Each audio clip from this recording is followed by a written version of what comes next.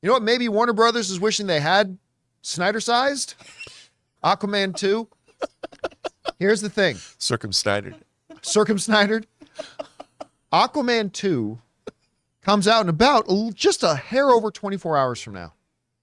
This movie that was supposed to come out a year ago, the follow-up to the biggest box office success film the DCEU had ever had, with the first Aquaman making over $1 billion.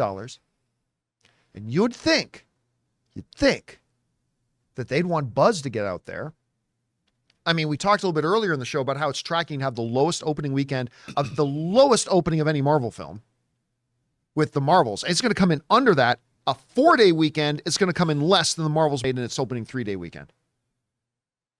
So you'd think, well, hey, let's let the reviews get out there. Get people talking about the reviews coming out in the buzz.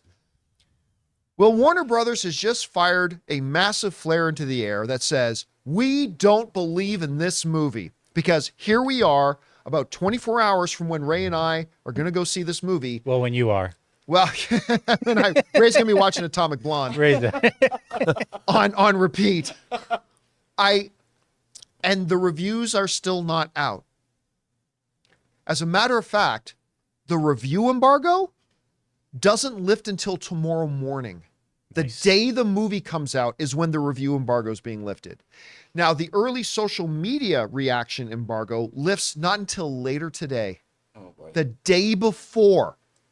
I used to early social media reactions coming out a week, 2 weeks, 2.5 weeks before a film comes out.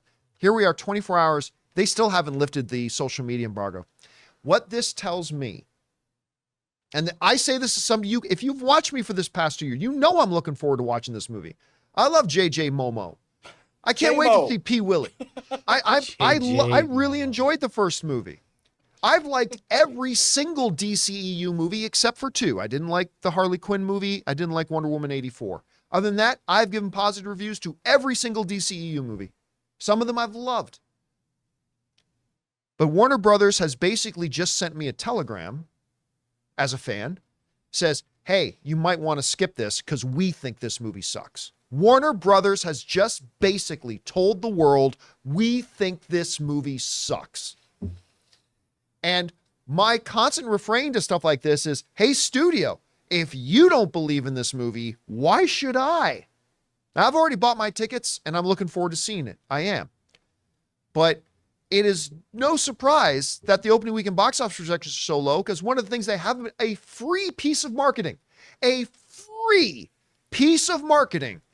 is get the review buzz out. Let the reactions start coming out. Let the first reactions, social media, blah, blah, blah. They forego to premiere. They had a premiere planned. They skipped it, just did a press screening, then had an after party. They had no red carpet walking, no buzz. They're hiding. As a matter of fact, a lot of the critics who still, I don't go to any of these things anymore. But for the ones that do, they haven't even been allowed to see the movie yet. They're going to go see it this afternoon. I was talking to a couple of my friends today. I'm like, hey, when is the review embargo for this? They're like, we don't even have our press screening until today, the day before the movie comes out.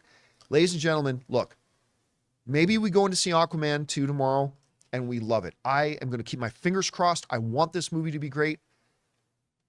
But let's be honest here.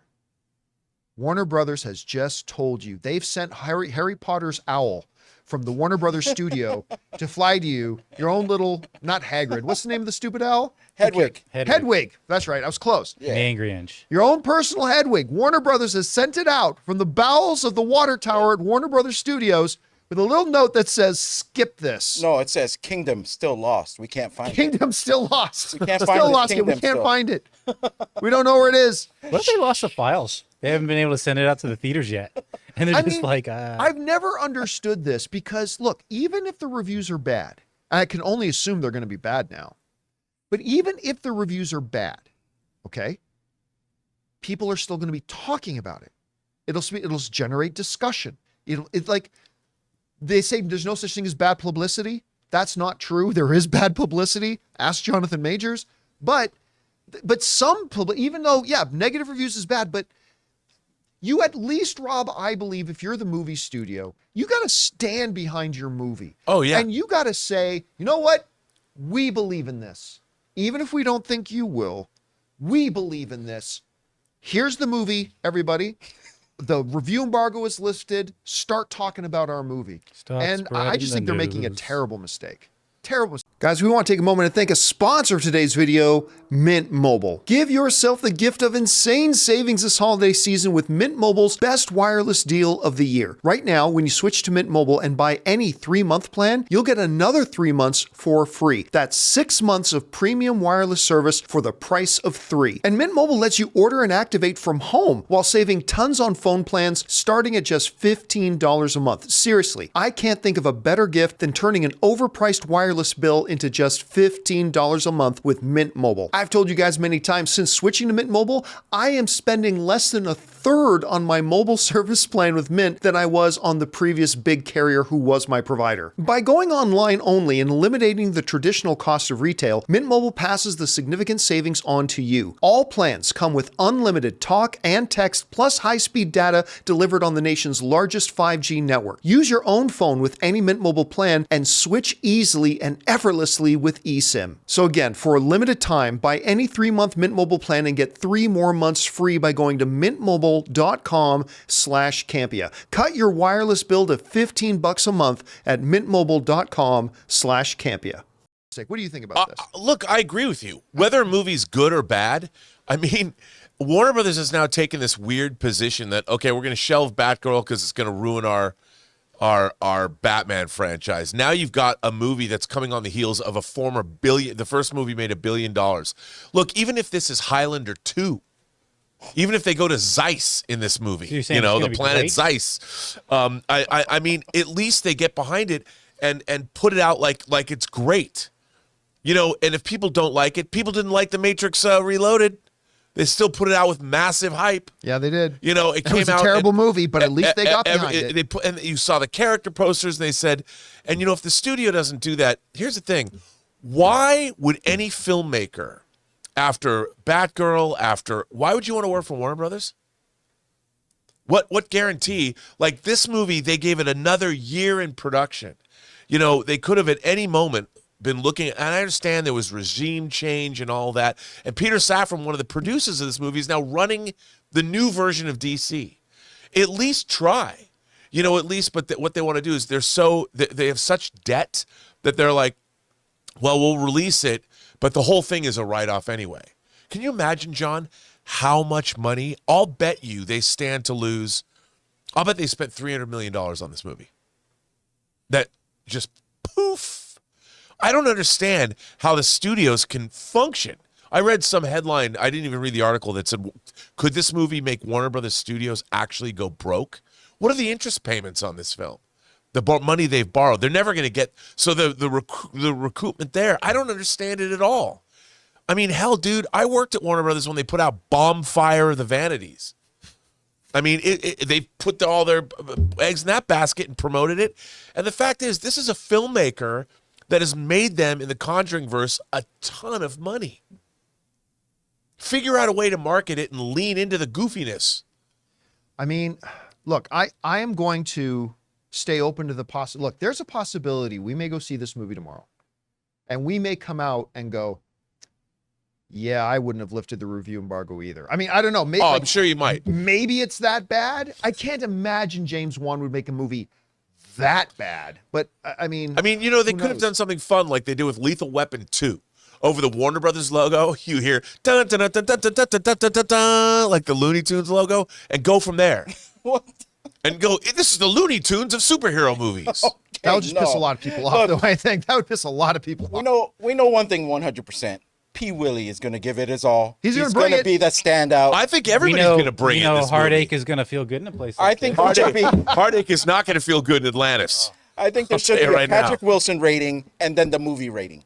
That's it. P. Willie rating on Rotten Tomatoes and then the movie and then the rest of the movie. But how is P. Willie? P. Willie should have his own RT score. Him, David Morris, all of them. It's also... Maura there's Morrison. so much we don't know because we haven't seen the movie yet, right? So we haven't seen the movie yet. I haven't seen the movie yet, so there's a lot we don't know. But sometimes I feel for whether it's Paramount, Universal, A24, Disney, whatever, sometimes I'll feel bad a little, or at least some empathy for a studio when you like say put up a ton of money for something, allow a filmmaker to go and spend even more money doing reshoots, all this kind of stuff, and then you get delivered a turd. Like, and then what do you do with that? Like, what are you supposed to do with it? And I'm not gonna lie, I actually feel like watching Wonka one more time. Oh, it's so good. And they're both Warner Brothers. They're both Warner Brothers. So yeah. they're gonna be competing against each other. Wonka's second week, right?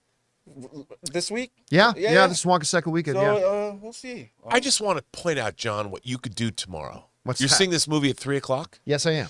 You can see this movie at 3:00. Let's say this movie's you can be home by 6. You could watch the new episode of For All Mankind for an hour on Apple Plus.